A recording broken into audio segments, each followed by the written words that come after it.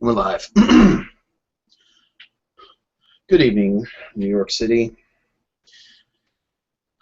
We again are at Maximilian Hardcastle's Haven, where he had previously sent young Mr. Noble out to conquer the haven of his choice. After giving him some pointers, little advice, he decided to take the fisherman approach, and instead of having a haven handed over on a silver platter, he was just going to earn it himself, something that Max would take great pride in, being able to fend for oneself.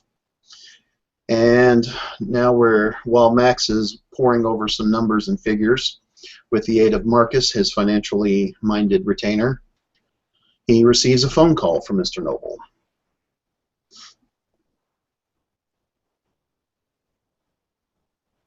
That's you, buddy. Yeah, Jackie pulls out his cell phone and calls Mr. Hardcastle. Ring, ring. As I was saying, Marcus, we need to get the money transfer. God damn it. Hang on.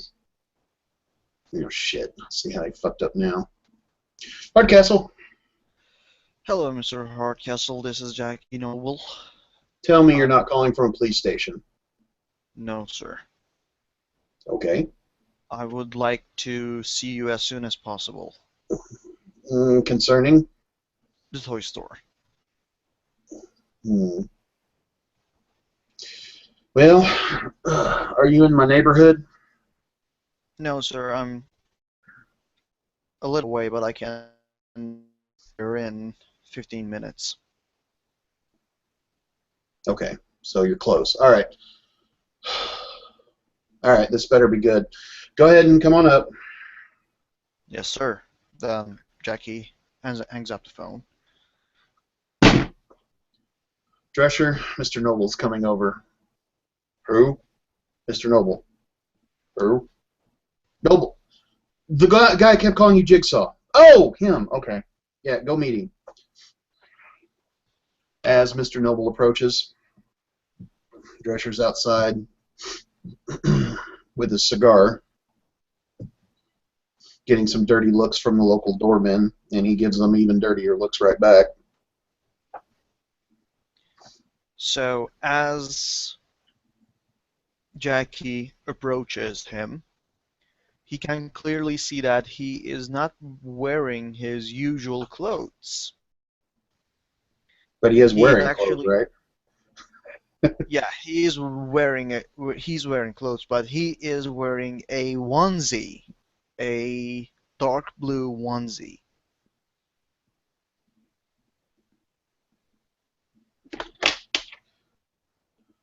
And he's a little shook up, as you can see. Drescher. What the fuck? Hello. And he gives you the...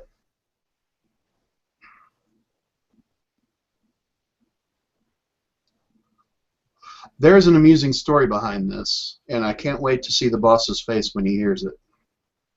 So, why don't you get your ass in that elevator?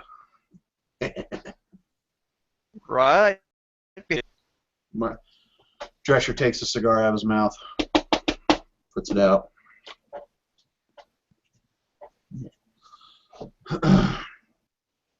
Go up the elevator. Still the same crappy music as before. But this time, instead of him, Jackie is humming the song while they are going up.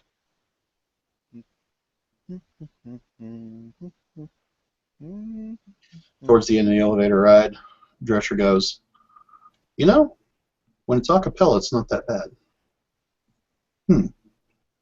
And you guys are here. Max is sitting in the table. All the computer equipment still in place from last time. Marcus has removed himself. And Max will not rise, which is unusual. And instead, he'll just kind of motion to a seat on his left. Well, come on. Okay. The fuck are you wearing? That's what I said, boss. That's a temporary thing. Well, spill it. Jackie walks to the chair and sits down. Well, let's hear it.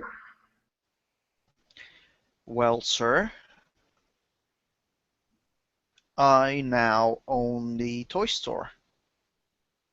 Max cocks his head, raises an eyebrow. Really? So tell me, Yes. how did you do it? Well, you know, all those things you have told me.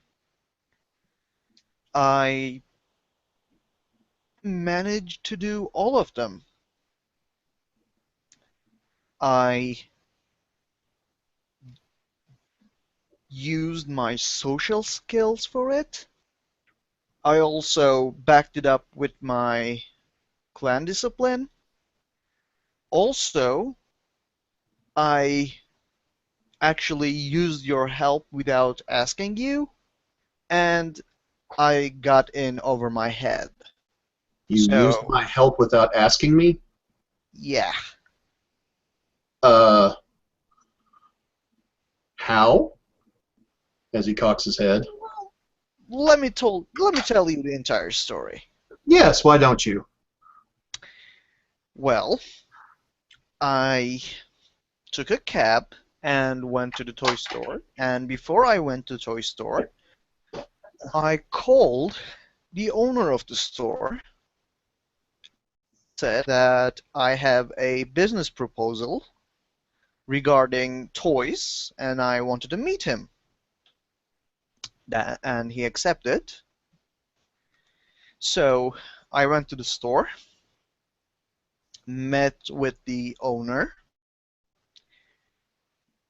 took him to the back room so we could talk in private.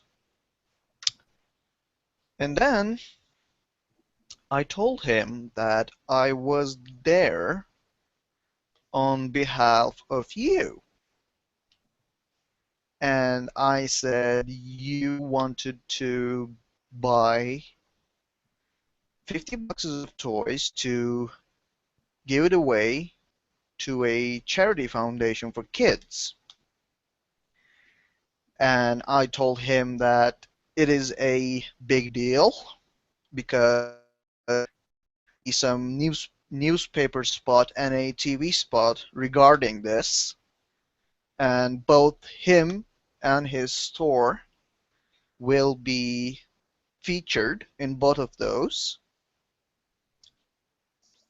And I actually made him think that he was signing a business deal, a business agreement, but I made him sign a bill of sale for the store. Hmm. And just as he was signing it, I backed it up with a little bit of Dominate. Not too unheard of. I am surprised you used my name, and I am surprised it got anywhere. Yeah, Wait, is my name on this bill of sale? No, Oh, okay. Whew. it's my I mean, name. we're there for a minute. But I did use your name. Wait, you name dropped me in order to get in the door, right? Yes. But I'm not on the bill of sale or anything legally binding? No. Okay. All right. Well, I normally told that would be him. verboten, but I'm actually kind of surprised it actually got you anywhere. It's not like I'm well known, and as far as Maximilian Hardcastle's paperwork's concerned, I'm buried somewhere in Arlington. Well, I sold you to him as a acute businessman in the New York City. Acute business? Oh, acute. Okay, gotcha. All right. I mean, no, I'm handsome, but Sure. I don't think that's what you meant, right? Yeah. Okay. So Meanwhile, Drescher's over there in the kitchen. He's going, oh, wow, the stones on this kid. And Max just kind of, Drescher, hush. Drescher doesn't, and he keeps busting out laughing, and he removes himself from the kitchen and goes off into one of the other bedrooms. Smart ass. Anyway, all right. Do you have the bill of sale on you? yes, sir. May I see And it? he pulls a folded paper from his onesie and hands it to Mr. Hardcastle. Max takes it. Marcus, get your ass over here. Marcus comes walking over. Take a look at this and read it over. See what you think. How much did you sell the business, or how much did you convince him to sell the business for? $0. Yeah. Nothing? Nothing. For free. Fuck. Really? Oh, I can't believe you did that. Yeah. No cash whatsoever. No, none. And I promised him $200,000 for the toys. Okay, I get that Dominate can make people sign things over for a Fagizi, but when it's a bill of sale, especially a bill of sale for $0, that's going to send red flags for RICO. Oh, God, didn't I tell you not to do that?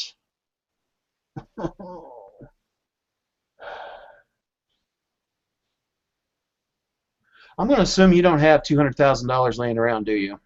No. Yeah, neither do I. Shit.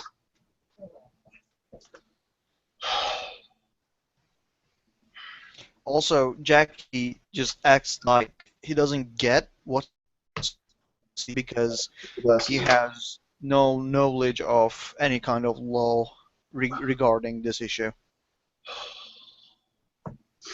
Great, kid. You just went out and now you've got me entangled with federal agents and you didn't even know it. Well, still, other than selling a business for free, you'd been better off just convincing him to sign a will and then shooting him in the head. Well, not really, but oh, fuck. Okay, kid, look. Yes, the gifts of Cain are powerful and they can make mortals dance, dance, dance like a marionette show. But a bill of sale, when a business is probably valued at what, $250,000, $500,000, is sold for $0, that looks like one of two things. One, RICO, strong-arming, mafia tactics to get a business owner to sell, or two, tax evasion. Either way, both of those are bad for us. Jackie is really confused and just tilts his head to his side and says, "Sir, what are those and why are they bad for us?" Mortal law enforcements. Law enforcement agencies. FBI, Federal Bureau of Investigation. G-men, big scary men with guns that can work in daytime. All right. Oops. All right. All right. Classic fledgling mistake. New power went to your head. All right. We can deal with this. Is that the original bill of sale? There's been no copies made? There is made. It is at the hands of the store owner, sir. Okay, so one copy was made. Okay, yes. We'll assume it's probably going into her filing cabinet or something, her records. She's not going to file it. That's the one that we need to. Okay, you're going to hang on to that, and yes, then we're sir. going to have a little chat with the business owner. Oh, by the way, once that Dominate wears off and she sees that she sold that store for $0, it's going to hire a lawyer and is going to come down for me Well, she's going to try to come gunning for me. She's definitely coming after your ass because your name's on the lease, is on the bill.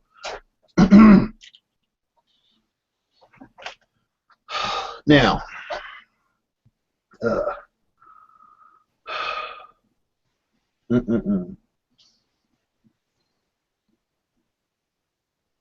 Well, sir, I do own the entire inventory of the store as well as the store itself, so maybe we can use that.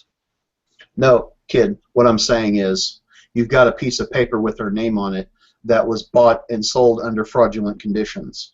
That Dominate is going to wear off, and she's going to come to her senses and go, what the fuck was I thinking? And she'll get a lawyer after you, and it's going to stop everything. By the way, his name is Mr. Forel. Mr. Farrell. All right. Okay. I can fix this. I can fix this. This can be fixed. And I'm even willing to chalk this up under a learning experience. But you're going to have to repeat after me that we won't use Dominate to fuck people out of money and possessions just because we can. And we need something. Okay? Okay, so we unite to fuck people over money and possessions. Noted. Thank you. Now, that being said, you still want the toy store, right? Yes, sir, but the bill of sale doesn't include the upstairs living area because that part belongs to the building itself. The store owner said. Okay. Did we get the name of the building owner? No, sir. Okay. So here is what we're going to do. We're going to arrange a meeting. Fuck. We need to do this now before that Dominate wears off. We're going to arrange a meeting with her. As soon him or her? Him. Mr. You said Mr. Yeah. No, never mind. We're going to arrange a meeting with him ASAP. Then I'm going to scrub his memory so he doesn't remember any of this shit. And then you are going to blood bond, at least the first step, Mr. Farrell to you. Okay? Yes, sir. He's going to be your retainer, and you're going to make him a retainer, just like this other retainer you have that's supposedly a mentor who's not teaching you this shit. Well, And- she's a goal, so She's what? she's a goal. Ghoul, retainer, same thing. People you fed your blood to, and they get a little bit of our power, right? She is not my goal, sir. Oh, she's not your ghoul. Yes. Your sire's ghoul? Yeah, my sires assigned her, but I don't know whose goal she is, sir. All right, so let's assume it's hers, or your sire's, and we'll go from there. Either way, you're going to get your first retainer, and you're going to get her to drink a drop of her blood. Wine, champagne, whatever. That's how you do it. Prefer the darker the better. Okay?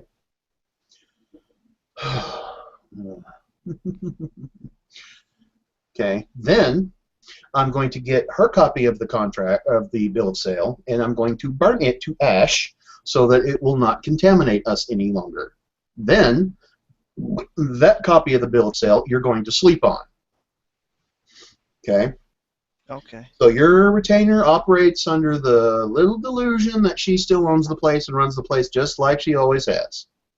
He runs the place just like he's always has. That way, Okay. he maintains the illusion, the masquerade, that everything's well and normal, and you get to live upstairs. Okay, so I'm assuming the upstairs is where this guy, Mr. Farrell, lives? no, sir. Who lives there? He told me that it was vacant. It's Oh, empty. it's vacant. Okay.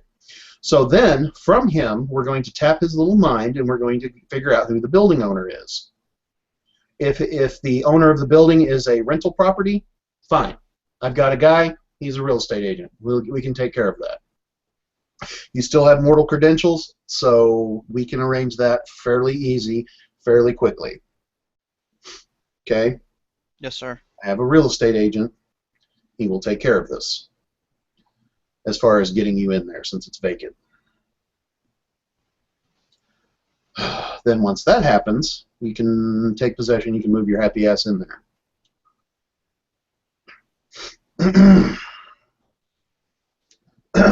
Well, you really shot yourself in the foot. Although it's not, it's a mistake that's easy to make. You've got to think small. Mortal society, that's too upheaval. That makes too many waves. Too many flags get raised. RICO, FBI, racketeering, strong arm, mafia stuff. It's not good. Not good for us. If you actually had some money, even if it's like $50,000, some ridiculously low amount, you know, so if as long as some dollar value got changed, that's all. That's something. But zero stands out. Zero is a red flag. Zero is no taxes being paid, and God forbid you stop the government from getting taxes. You think your sires gets mad? No. No. Kindred frenzy is nothing compared to the wrath of the FBI or the IRS. Well, maybe we can make a little change on my bill of sale. Maybe we can forge it just to make it say, I don't know, some dollars. Well, if we,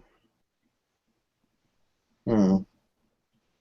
Well, if you Well, could drum up $50,000 to $100,000 somehow. well, we can make the paper say like, I don't know, $1,000. I can raise that much up. And Mm, I already got the store owner's signature on the paper. And if we destroy his copy, maybe we can solve it by doing that. hmm. Possibility. That's a possibility.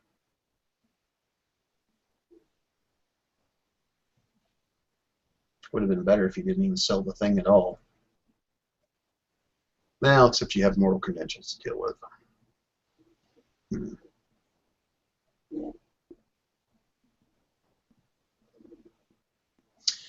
Hmm. Yeah, So, we're going to need to meet with Mr. Farrell.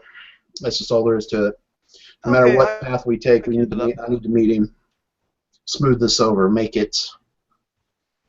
Then he needs to be your retainer before this is all over and with. Okay, sir, I can set it up pretty easily. Good. But since this is your bag, you're going to bring him here. Yes, sir, as you wish. You're going to bring him to me, and we're going to have a little chat. You call him, since you've already name dropped me. You can have him. You can just say we want to meet with the executive. That's a good enough word. You want to meet with the executive who actually wants to do the charity thing. Yes, sir. Pull up as soon as I can. Once I've done that, I can go and I can put in a little message in his brain that will let him go and bring his bill of sale to me, which I can then destroy or just follow him Well, for that matter. I can say to him that we will be needing his copy of bill of sale and at the meeting. That would be suspicious. Don't need to muddy the waters. I can just make him bring it to me. Much easier. Yes, sir. As you wish. And as Mr. Hardcastle and Jackie are talking, um, Mr. Hardcastle can hear some like Jack. Actually, Mr. Hardcastle can see that Jackie is quite uncomfortable in his one. He's like changing the way he sits, and he's keep changing the way he sits, and he's like really uncomfortable in it.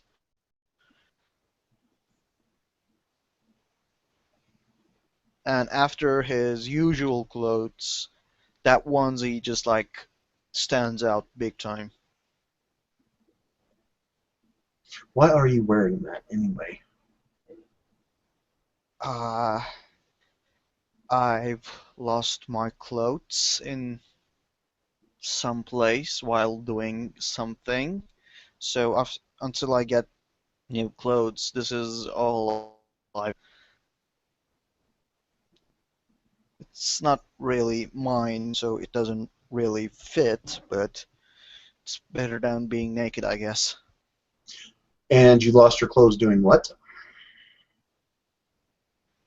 I was shadowing a suspicious man, and while I was following him, I came across a couple weeks old dead body. I poked it with my gun numerous times, and You shot it with your well, gun numerous times, right?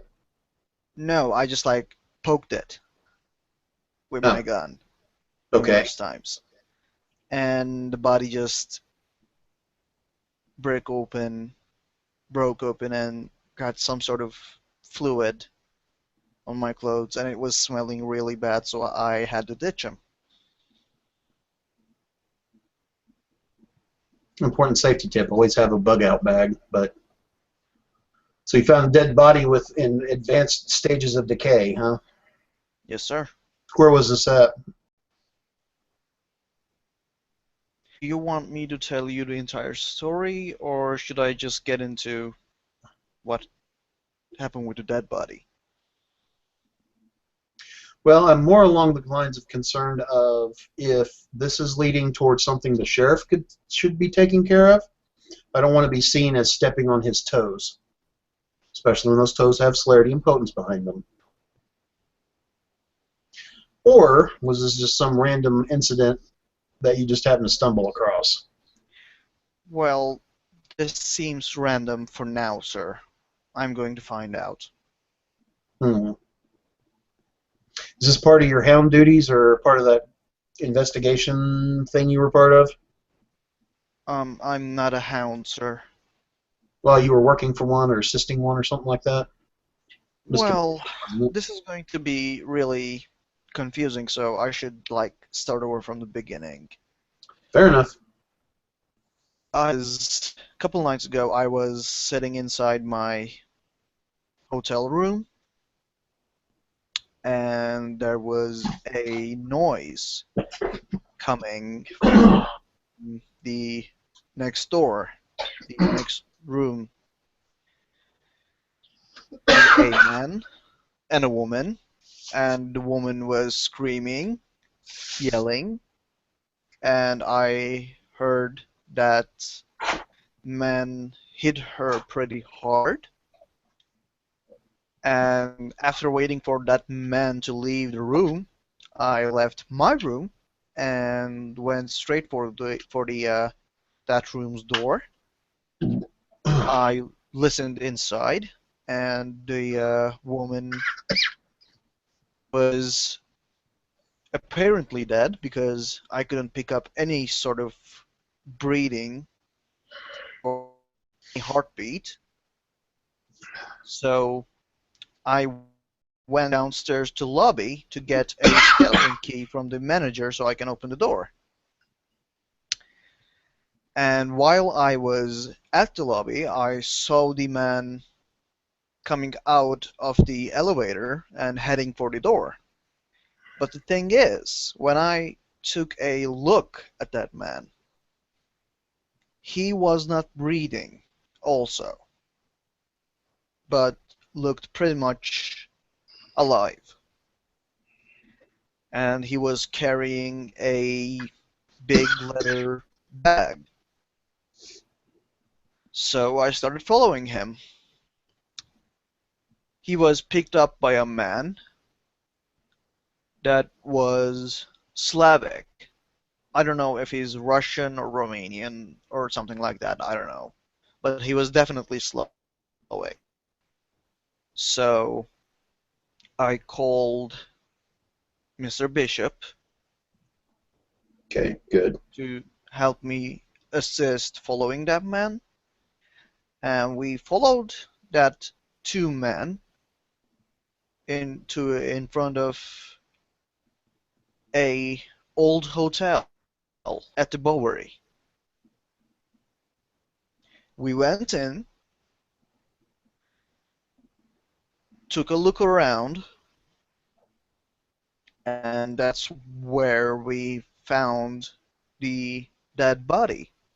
We also did find a room full of Chinese woman and a little kid, but we didn't go in. Then, Mr. Bishop was with you during all of this? yes, sir. Okay. Make sure you do what you need to make sure the sheriff is brought in as much information as possible. If Mr. Bishop hasn't already told him, which he should as a hound. This But- is the Slavic person is very disconcerting. Well, I have not arrived at the best part yet, sir. Oh, it gets better. Yes. Turns out the hotel is a haven for a gang. Hmm. And after our dealing with the dead body, we somehow managed to get our hands on one of those gang members. We, after like a little gunfight,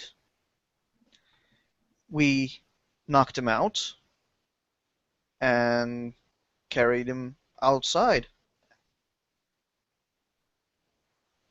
So you kidnapped one of the gang member. You and Mr. Bishop were able to capture one of the gang members. Yes, sir. Who has his custody now? Mr. Bishop. Okay. Okay. And he went to talk to the sheriff so we can get together and interrogate that guy about the non-breathing man and the Slavic man. If the gangbanger needs to have his mind probed, be sure to mention my name. I can do it Yes, sir. with ease. Yes, sir. I definitely will. However, that is an issue for the sheriff. We need to focus on getting your haven taken care of. Yes, sir. So, like I said, get Mr. Farrell here, and I will show you how to properly use Dominate. Yes, sir. Okay? Good. All right, well, make it happen, and watch your back.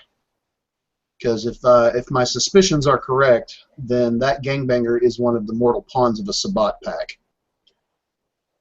And if it is, we're in a lot more trouble than just a haven. So, does that mean that I just found a Sabbat haven by my own initiative?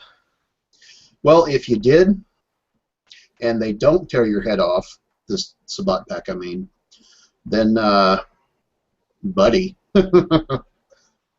well, you're either lucky or good or both.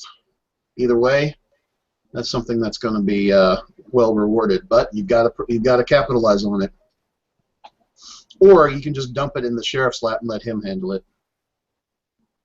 No, I started Sabbat this. packs are not something to screw with. I started this, sir, and as you might know, I am very much willing to go to war with Sabbat. So, if this turns out to be a secret Sabbat haven, I will capitalize on that. Careful when you punch the bear in the cave. You just might regret it. But we also can't have your little victory party if this turns out to be a Sabbat pack or at least a warehouse or something. We can't have your victory party marred by the screw up at the toy store. So let's cover your 6 before you go swinging on somebody else. All right? Yes, sir.